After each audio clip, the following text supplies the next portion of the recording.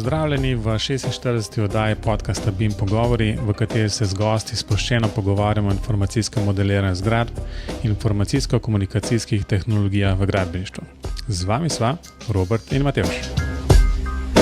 Pozdravljen, Robi. Pozdravljen. Tokrat imamo gosta iz podjetja Hermes Lab in veseli me, da lahko pozdravim Andreja Potočnika. Pozdravljen, Andrej. Lep pozdrav obema poslušalcem. Z Andrejem so se v bistvu prvi srečali na dogodku, ki je bil v bistvu zdaj 3-4 dni nazaj, 28. novembra 2017. Hermes DO je priredil neko strokovno srečanje z naslovom BIM nas povezuje. Ampak do samega dogodka bomo še prišli, ampak za začetek morda, Andrej, če lahko v parih stavkih predstaviš sebe in morda tudi malo podjetje, iz katerega prihajaš. Seveda. Po osnovni profesiji sem gradbinec, nekako zaplavil to področje informacijskega tehnologije iz področja gradbeništva. Predvsem zato, ker me je že leta 90 zanimalo, kako si olajšati delo pa vseh gori dokumentacije. Svojo kariero sem začel v gradbenih podjetjih v operativi, to so tehniško, Feloka, Bežigrad. Potem sem nadaljeval v komerciali, komunalno podjetje Domžale, Strabag po preoblikovanju, reorganizaciji podjetja. Tako da od leta 2004 naprej sem pa zaplavil podjetje informacijske tehnologije Best Škofja, ki je nekako konkurenčno podjetje zdaj našemu Hermesu. Prav vse skozi pa v bistvu nekako računalništvo in programsko orodje nekako bilo vodilo. Samo podjetje Hermes je ustanovljeno leta cirka 90, prav za namen razvoja programskih orodij za gradbeništvo. Za podporo kalkulacij in obračuna. Tukaj je bil v bistvu največji poudarek pa največji manko na tem področju. Zametki so sicer iz pionirja. Zdaj samo podjetje Hermes, cirka 19 nas je zaposlenih, imamo razvojno ekipo pa podporno ekipo. Sedež je sicer v Ljubljani, enote pa v Krškem reducirana. Ne razvijamo samo programsko orodje, za gradbeništvo, primarno na začetku je bilo ravno na te namene ustanovljeno. Miran Stanko je bil ustanovitelj tega podjetja. Vmes je bil razvoj, se je začelo razvijati tudi ostala orodja, predvsem ERP sistemi, CRM. Po tej gradbeni krizi smo pa spet malo oživeli tudi področje za gradbeništvo. Zdaj, sam razvoj tega Forbuilda, sprva smo ga vlegekali, za kateri si bojo verjetno še spomnili, tisti, ki so bili pri Borju, v Kraškem zidarju zaposleni, so tudi uporabljali ta orodja. V DOS-u pa potem naprej v Windows sistemu. V bistvu zdaj za vse tiste, ki so mlajše generacije, omenil si cel kup nekih podjetij, ki ne obstajajo več, od Pionirja in podobnih. Ampak preden smo začeli tole snemati, smo se malo pogovarjala, pa sem jaz eno tako vprašanje imel, da me ta Hermes v bistvu predvsem spominja na nek Hermes Soft Lab. To skratka vsi poznajo tisti, ki so spet malo starejše generacije, pa ve, da je bila obstajala nekoč neka, recimo taka firma, ki je razvijala software, Hermes Soft Lab, pol so jih sicer kupili, oziroma kupil jih je Comtron. A je to kakršnakoli povezava s tistim Hermesom ali ne? Ne, ime je pač zgolj slučaj. To se je pač nekako odločilo, ampak Hermes je čisto družinsko podjetje, ustanovljeno prav za razvoj gradbeništva, orodij za gradbeništvo. Zanimivo, da mi je Matevž v bistvu vprašanje z jezika vzel. Ampak drugo, kar sem pa imel vprašanje, pa to, da ko sem se pripravljal malo na tale pogovor, sem pač brskal po vseh teh spletnih straneh povezanih z Hermesom pa Forbuildom, pa sem opazil, da je en kup domen, pa tak naprej. A je kak poseben razlog za to, da se to tako razdrobil, a dejansko vsakega od svojih produktov tržite na poseben način, kaj je zgodba za tem? Ja, Forbuild je čisto samostojna blagovna znamka in se potem tudi nekako promovira na trgu. Tako da kot Hermes ima pa potem ostale produkte ERP, CRM sisteme. Tako da sta nekako v narekovajih ločena produkta, ERP sistemi in Forbuild. Aha, pa glede na to, da je v bistvu naslov podjetja Hermes 2.0, to sto, kar bo se ostalo zaseden, ali kaj globega za tem? Verjeten, zato ker je verjeten bil Hermes kot tak, takrat v tistih letih že rezerviran. No, v bistvu mislim, da smo že zajadrali v tisti, recimo, en tak glavni del, ta Forbuild produkt. Na kratko si ga s kolegom predstavil na tistem srečanju. Morda lahko spet recimo povzameš tisto, kar si povedal tam in nekako predstavljaš sem tistim, ki tega produkta ne poznajo, čemu je sploh namenjen, kaj sploh ta zadeva omogoča. Se pravi, Forbuild je programska rešitev za spremljanje gradbenih projektov na področju gradbeništva. Se pravi, zajema v bistvu od kalkulacijskih osnov, samih kalkulacij. Poudarek je, zdaj tle bi poudaril, da temelji vse na normativnem ozadju.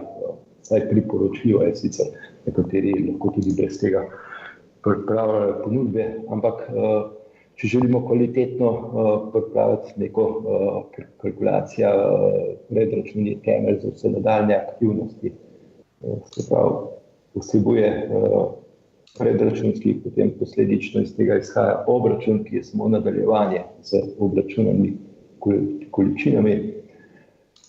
Navezuje se pa potem seveda na terminiranje, planiranje iz terminskih planov, katere lahko super pripravljamo, če imamo normativno ozadje. Potem tenderi, delo za nekako naloženje s podizvajalci in vključevanje njihovih ponudb v sistem. V zadnjem času, odkar tehnologija omogoča, smo razširili produkt tudi na dostop do podatkov prek spletnega brskalnika, tako da se lahko vključujejo podizvajalci za svojimi ponudbami neposredno na bazi glavnega upravljalca sistema. Zdaj, samo BIM tehnologijo smo že kar nekaj časa razmišljamo o tem, se pravi, res dejansko smo pa cirka 2 leti nazaj, kar se je začel tudi razvoj. Nekaj smo še sicer stavili, katera pot je prava za vključitev grafičnih prikazov, orodij v sam Forbuild. Tako da nazadnje smo se nekako odločili, da je IFC tista nekako osrednja datoteka, ki jo preberemo in nadgrajujemo z vsemi podatki, ki so potrebni za ponudbo, obračun, planiranje. No, to se pa meni zdi super iztočnica, če lahko malo skočim. In sicer ne tako dolgo nazaj smo imeli tukaj drugi BIM-otlon na Fakulteti za gradbeništvo in geodezijo v okviru konference SIBIM 2017 in je imela ena od skupin precej težav z IFC-jem in ponudbo, in pripravo, potem popisom in tako naprej. mislim, da je uporabljalo prav vaše orodje, ampak ni bila težava v vašem orodju, ampak je bila težava z neko verzijo enega programa, ki ne bom zdaj niti rekel, kateri je bil, ker ne vem čisto natančno. Ne. Pa me zanima, koliko imate težav z IFC-jem kot tem podpornim formatom vaših orodij, ki niso v vaših rokah? Se pravi, zdaj pretestirali smo se pravi Allplan, Archicad, Revit, te najbolj popularna orodja. Zadnje verzije so, se pravi, v zadnjih verzijah ni težav, se pravi, če izvažamo iz teh produktov. Kar se pa tiče nizkogradniških produktov, se pravi Plateja, Urbano, Civil 3D. Za Civil 3D niti nismo še testirali, Urbano pa Plateja pa dobimo sicer neke grafične podatke, manjkajo nam pa še nekateri podatki, se pravi količine samih teh elementov, ki jih se definirajo v risbi. To sicer ne vem, je to zdaj pomanjkljivost izvoza IFC, kar se mi bo verjetno, te produkti se šele nekako učijo te IFC izstave. Ne, vse konkretno, ta problem, ki so ga imeli bil z najnovejšo verzijo Allplana, pa je v bistvu niti ne vem, je bila krivda na strani tekmovalcev ali kaj je bilo, ampak dejansko so imeli težave, ker jim ni izvozen, ali ne vem, kakorkoli. Znanje je tisti problem. Ekipa je v bistvu v ponedeljek, kdaj je bilo pa tekmovanje, torek ali sredo. Torek. Se pravi, v ponedeljek so si namestili program in za vsako orodje je pač potrebno neko obdobje, ki je za implementacijo, pravi, da uporabnik priuči. Ne, vse vprašanje je bolj v tej smeri, ker vsi vemo, da pač so določene težave z IFC-em, ampak ne sam IFC-em, ampak s tem, kako ga imajo program implementiranega. In se mi so bolj pač zanimajo izkušnje s tem, kako se spopadate z težavami, ki v bistvu nimajo nobene veze z vami, ampak verjetno vaši uporabniki pa pričakujejo, da jih boste pomagali rešiti. No? Mogoče sem zdaj bolj natančno vprašal. Seveda, to je namen v bistvu. Sam ta build je še čisto v fazi razvoja. Tako da se tudi, če mi učimo v bistvu napakah ali pa težavah uporabnikov. Tudi tole, se pravi, na tem Bimaklonu smo kar nekaj povratnih informacij dobili. Se pravi, zmeraj je nek problem, neke podatke moramo prebrati, jih interpretirati in jih nadgraditi. Zdaj, je pa seveda tehnične ovire so še zmeraj v teh zadevah, tako da ena je naša zmeraj ni. No, če nadaljujem to zgodbo okoli IFC-ja, v bistvu imam še eno, recimo, tehnično vprašanje. Zdaj ne vem, če boš vedel odgovor točno na to, ne? Ampak na predstavitvi si oziroma sta s kolegom pokazala tak round trip, ne? V bistvu od tega, da nekaj zmodeliraš, izvoziš v IFC, uvoziš v ForBuild, tam vidiš te količine, neke volumne, mislim, da se je šlo za temeljno ploščo. Ja. Potem pa v bistvu zadevo spet v modelirniku popraviš, ne vem, višino temeljne plošče popraviš in se to potem odraža jasno tudi v ForBuildu, ne? Ja. Nekako tako je bilo, ne? Zdaj, predvidevam, da moraš spet iz modelirnika izvoziti tisti IFC, ga uvoziti in zdaj ForBuild nekako čudežno ve, kjer element se zdaj popravil, ne? Oziroma kateri elementi so se popravili. Zaenkrat je taka rešitev s časoma, mogoče kakšen plugin, recimo v Archicadu ali pa Allplan, rekli, ko se modejno to Ja, sej v bistvu sama rešitev meni mislim, je v redu. Sej konec koncev ni nujno, da je ta rešitev, mislim, da je ta povezava, ne vem, tako avtomatična in direktna, ker običajno tudi isti ljudje ne delajo in ne modelirajo in ne pripravljajo kalkulacij pa popisov. Ampak bolj me zanima to, ker tam pri izvozih v IFC obstaja tisti neki famozni globalni ID, ki se pa lahko načeloma spreminjajo pri izvozih. Zaprav, ko dvakrat izvoziš, ni nujno, da dobiš iste ID-je za iste elemente. Ali to pomeni, da je treba paziti pač pri teh modelirnikih, da se nastavi, da se te ID ohranjajo, ali kaj podobnega? Ne, kot smo predstavili, v bistvu ni ne. Se pravi, zmeraj je IFC se začne, se pravi, katera datoteka je, kateri atributi, se pravi, nekako tako strukturo je, sicer to bi bolj podrobno lahko naši informatiki razložili, pa Ivi Čakš, ki je vodja projekta. Ampak zaenkrat, se pravi, v bistvu je, da je ime datoteke identičen, ker v IFC je tudi ime datoteke zapisano, da svaj tega potem preberejo. Se pravi, forbilci pa zapomne, se pravi, vse elemente, se pravi, če smo nek atribut povezali v našem sistemu, si zapomne, da na tem atributu pod to številko je ta podatek. Okay. Težko pa rečem, kaj še bo. Verjetno bo tle še praksa precej pokazala, ko se bojo bolj kompleksni projekti združevali, kako strojne elektroinštalacije v nek skupni IFC. No, ok, v redu. Če lahko nadaljujem še z enim vprašanjem.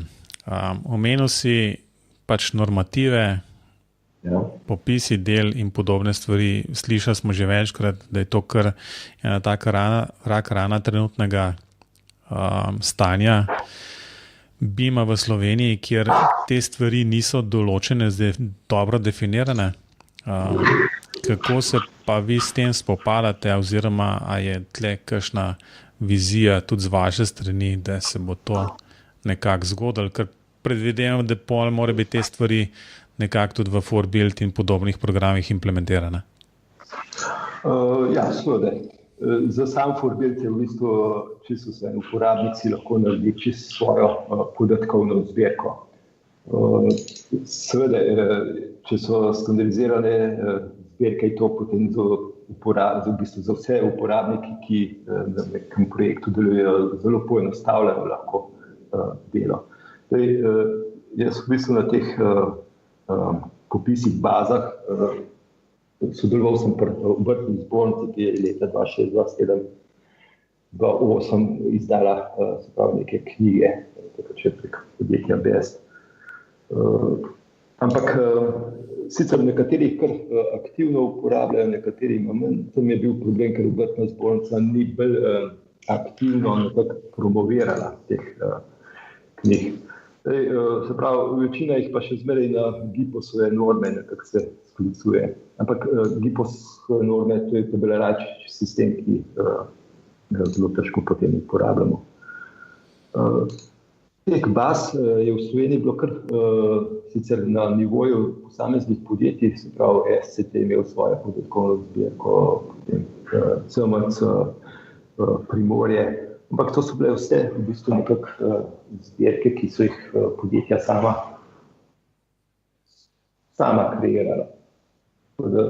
Je kar bistvena škoda, v bistvu, da se niso nekako te ohranile. Ker za ForBuild sam kot tak je pa vsem, ali uporabljamo avstrijske, nemške popise normative ali slovenske. Tako da mi v bistvu v svojem portfelju imamo prav od te Obrtne zbornice, kot sem že omenil, popise z normativi, potem od Liskogradniška, DRSI je objavila 2007, prav neke standardizirane popise, ki se uporabljajo projektivi. V ozadju so pa cestna podjetja, kot je bilo še neko združenje cestnih podjetij, so vsaj prišli do nekih normativov tudi za te popise. Potem so pa zelo žurni tudi strojniki, imajo neko svojo strojniške popise z normativi, pa elektrobranža. In to je v bistvu to, sicer so potem še neki obrtniki, suhograditelji so izdali tudi neke popise z normativi, pa keramičari in slikopeskarji. Se pravi, zdaj, če jaz prav razumem, nekaj standardizirano, mislim, vse vem, da neke standardne baze, ki bi bila usklajena z vsemi vpletenju gradbeni proces v Sloveniji praktično ni, ne?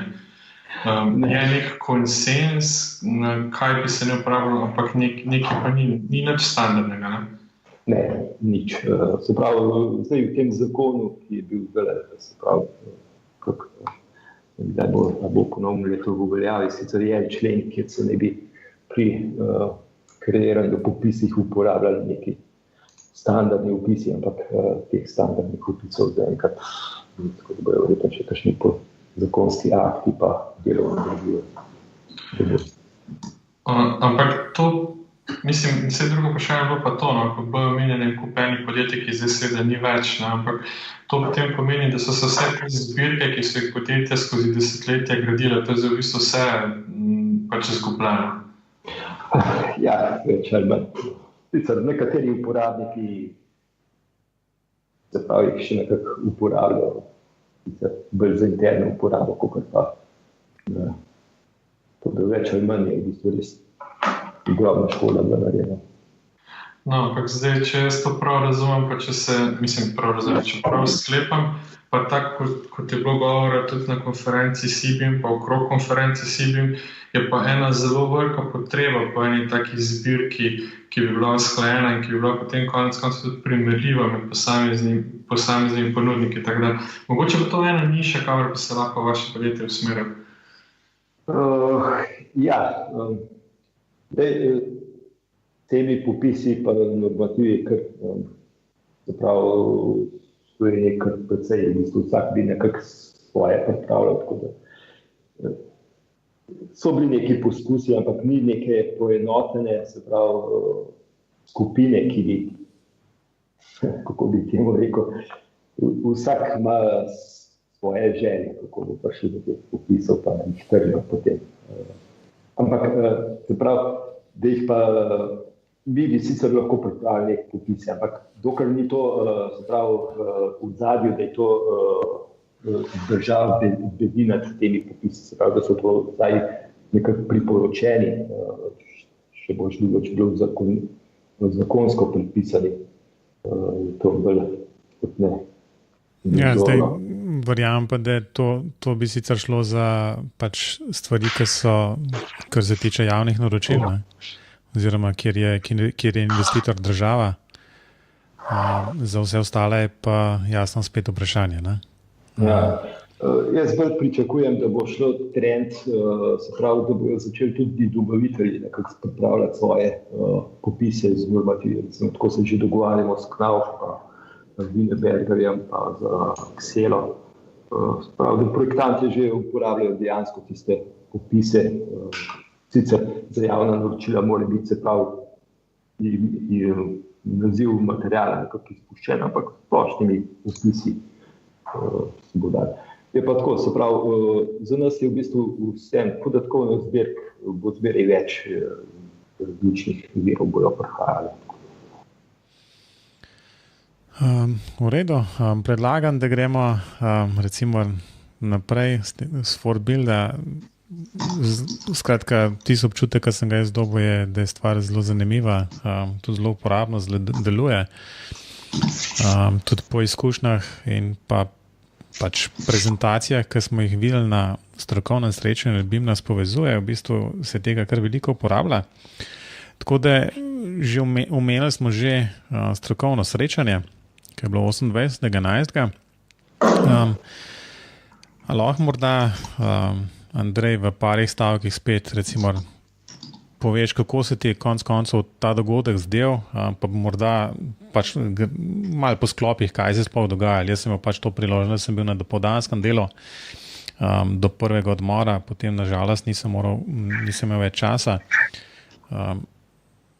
pač recimo, če jaz samo za začetek povem, da se mi je zdel v bistvu zelo zanimiv, ne? Tam sem se mislim, da pohecal, da se zdaj pač končal tisti jesenski val BIM dogodkov, kjer so si ti razni BIM dogodki sledili tako na 14 dni. Bili ste očitno zadnji v vrsti, moram pa reči, da ste pač bili majčkeno drugačni kot ostali, ne? Predvsem sem dobil občutek, no, da ste se bolj kot organizatorji bolj naslonili na tisti del same izvedbe, manj pa na sam dizajn oziroma pač tisto samo načrtovanje, recimo na arhitekte in pač tiste, ki imajo v rokah neke BIM modelirnike. Tako da je bilo veliko govora o 4D, 5D BIM-u in podobnih zadevah. Kako Andrej, si pa ti videl to srečanje? Je bilo uspešno in za Hermes in za te osebno? Ja, to je bila v bistvu neka naša prva dogodek, ki smo ga organizirali. Moja želja je bila v bistvu, ker smo pač bazirali bolj na produktu, zdaj je bil bolj baziran na operativo, manj kot z projektivo. BIM je pa kot tako v bistvu ravno namenjen, se pravi, da se začne že z projektivo vsa zgodba. Tako da smo izbor predavateljev smo videli iz različnih segmentov, ki vključuje celotno zgodbo gradbeništva, od investitorjev, ki so nekako pobudniki, potem projektante, ki nadaljujejo zgodbo, in operativa, ki mora nekako ta projekt dokončati, pa seveda spet nazaj potem ta projekt predati investitorjev v upravljanje. Sam odziv je bil, bi rekel, zelo pozitiven. Komentarji so bili taki zelo spodbudni tudi za nadaljevanje vse zgodbe. Se bi pa tle res zahvalil vsem predavateljem, ki so res vložili vso svoje strokovno znanje, pa prikazali nekako problematiko, ki je dejansko v bistvu uporabi informacijskih orodij, pa potem tudi, se pravi, iskali rešitve, se pravi, ni samo, da sprožijo problem, pa na to stane, ampak da se potem iz tega neke rešitve poskušajo potegniti. Ja, v bistvu, zdaj morda sam še 2-3 besede glede v bistvu, kot rečeno, na tisti prvi del. Bom rekel, da sem bil zelo prijetno presenečen nad tem, da so predavatelji dosti realno vse skupaj ocenili in bolj manj se ne bali povedati, da tudi na kakšnih preprostih primerih stvari ne delujejo ravno najbolje, ne? Kar jasno ne pomeni, da ni možno stvari rešiti, ampak da je vsem treba vložiti neko delo, neko znanje, neka sredstva v rešitev teh problemov. Ker včasih recimo se dobi občutek, no, da bi radi nekateri predstavili BIM ali pa IFC ali pa skratka vse to, kar se tiče nekega digitalnega modeliranja, kot bolj manj rešena zadeva, kjer vse deluje. V praksi v bistvu se izkaže, da temu res ni tako, ne? Tako da, kot rečeno, sem bil pač prijetno presenečen, da je pač bilo na ta način tudi govora, no? Kar ne rečem sam prosti, ker sem te prekinil, v bistvu, kar ne pomeni, da so bili kakorkoli pesimistični, ampak jasno, vsi so videli v bistvu prihodnost v BIM-u, ampak v bistvu nekako dajmo ostati realni, ne, pa dajmo reševati pač probleme, ne, ki se pojavljajo.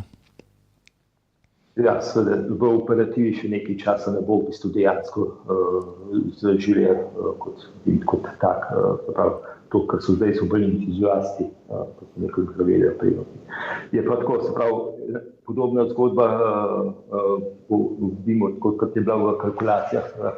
Prav začetni vložek dela je bistveno večji, se pravi, je pač potreben nek časovni okvir za pripravil neke ponudbe.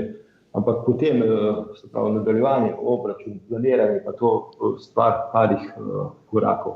Enako bo z zgodbo BIM, se pravi, začetni vložek bo toliko večji, ampak potem v bistvu plus te bo pa potem veliko več podatkov in iz tega koristnih informacij. V redu. Lahko jaz malo skočim. Ja, pa dej, no. Jaz sem čisto šokiran, da nekdo dejansko pove, da to še ni, ne, da se to zdaj v bistvu še vedno vse dogaja na plečih entuziastov. In se mi zdi to taka zelo pogumna, pa več kot resnična trditev. Pa me to zanima, je to pač na podlagi zgolj lastnega občutka ali to pač tudi, ko dobivate informacije, povratne informacije nazaj? Ne, v bistvu ne samo zgolj, to je čisto informacije z terena. Zdaj, v Sloveniji smo v bistvu nekako bolj konzervativni glede tega. Večina podjetij želi, da sosed sproba nove tehnologije, potem bo pa šlo on začel. Ta je bila dobra, ja. Ta je dobra, ja. Ta je dobra. Je pa tako, kot sem se pogovarjal tudi na tem srečanju, v bistvu ima pa konec koncev Slovenija vse eno veliko prednost in to je, da smo relativno majhen trg. In da informacije, kljub temu, da gradbeniki ravno nismo nekak cvet tistih, ki želijo deliti informacije, vse te stvari dejansko pridejo ven, se razvajajo, se pomagajo, konec koncev tudi tisti, ki delajo v BIM-u. Tako da glede na temo ravno same pač uporabe BIM-a v izvedbi, samo menom je imel pa metod Gavers kolektorja v bistvu ena tako lepa prezentacija, ki je pač omenil, kako so to se učili na primeru urgence v Ljubljani, pa se zdaj v bistvu kolektor počasi štarta s tem, tako da jaz lahko skoraj že napovem, da bomo enkrat v prihodnjih oddajah tudi njega gostili. Tako da jaz verjamem, da bo zelo zanimiv pogovor. Bi pa v bistvu skratka na tem mestu šel naprej in šel na del, ki se tiče priporočil. Andrej, omenil si en forum na spletu, ki kaj dela oziroma kaj obravnava, kakšne teme? Prav, to je Skyscraper City, kjer v bistvu nekako to je 3 poglavja, sicer je to spletni forum v svetovnem merilu, se pravi, niso samo slovenski projekti, ampak v bistvu zdaj iz profesionalnega, ampak bolj iz ponudnega pogleda, nekateri komentirajo v bistvu dejanske projekte, ki se gradijo. Tako da je v bistvu lepa zgodovina tudi za nazaj, kaj se je vse že dogaja in kakšne problematike so se pojavljale. Ja, super, v bistvu vidim, tle sem zelo Slovenije našel, da pogledam, kaj se tle kaj pogovarjajo. No, lahko jaz povem, ker sem se tako šel gledati za Celje, ne? In sem našel zelo veliko zanimivih vsebin, tako da jaz se bom tudi kar temu priporočilu priklopil. Odlično. Ja, zelo zanimivo, v bistvu nisem vedel za tole. Zelo zanimivo. Jaz sem zvedel takrat, ko so vsi tole gradili, ko so imeli v bistvu kamero, spletno kamero in se takoj videli v bistvu, kaj se dogaja na projektu. Vsi tole. Tako, ok. Super, odlično priporočilo, Andrej. Rob je rekel, da se bo pridružil temu priporočilu. Kaj bomo zdaj, po moje bova to zdaj redno gledala, kaj se dogaja, kje. Jaz nimam nič v zvezi z BIM-om, tako kot običajno. Imam pa eno knjigo, spet audio knjigo, sicer knjiga obstaja tudi tako v papirni obliki. Avtor je Andy Weir, knjiga ima pa naslov Artemis. Zdaj to vam najbrž v veliki meri ne pove prav dost, ampak če vam pa povem, da je ta Andy Weir napisal knjigo The Martian, potem si najbrž to znate bolj predstavljati, se pravi, po tisti knjigi je bil posnet film Marsovec, ki sem prepričan, da ste si ga vsi ogledali. No. Jaz ne. Ja, Robi, to pa. No, v redu, tudi takšni obstajajo. Ti bom jaz povedal, da je nujno, da si pogledaš to. No, to je pa čisto nova knjiga, išla je sredi oktobra, zelo zanimiva. Stam, da se ne dogaja na Marsu, ampak da se dogaja zdaj na Luni. Zelo zanimivo. Priporočam. Če še jaz lahko eno knjigo seveda. V prostem času grem tudi malo v hribe poplezati. Prav tale alpski bojevniki, v bistvu pogled neke tuje avtorice na slovensko sceno alpinizma. Je tako zanimivo branje, kako tujci vidijo, kaj se je dogajalo v bivši Jugoslaviji in sedaj. Kako je? Naslov je prav Alpski bojevniki.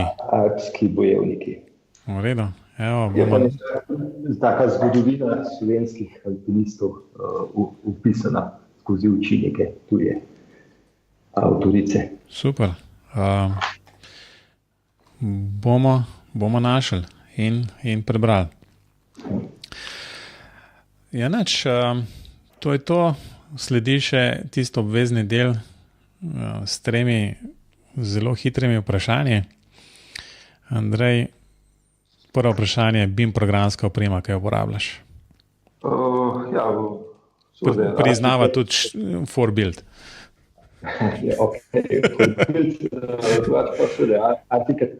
Če hočem BIM tehnologijo, moram poznati tudi modelirnike.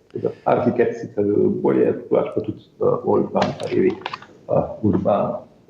Kaj kar Arhitekt napišem? Arhitekt, ja. Ok. V redu. Potem je naslednje vprašanje, za katerega itak vemo, kaj bo odgovor. Ampak kako razumemo BIM? Vi razumete to kot model ali kot proces, ali mogoče kaj čist tretjega?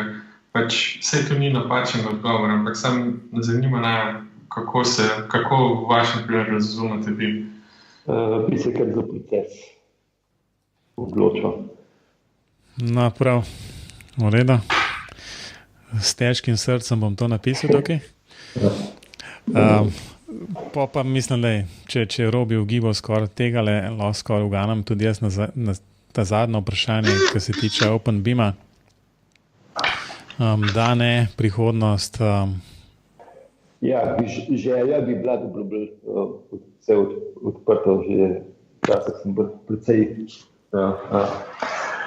Linux poskušal uporabljati, ampak zvolj bo v prihodnosti živelo.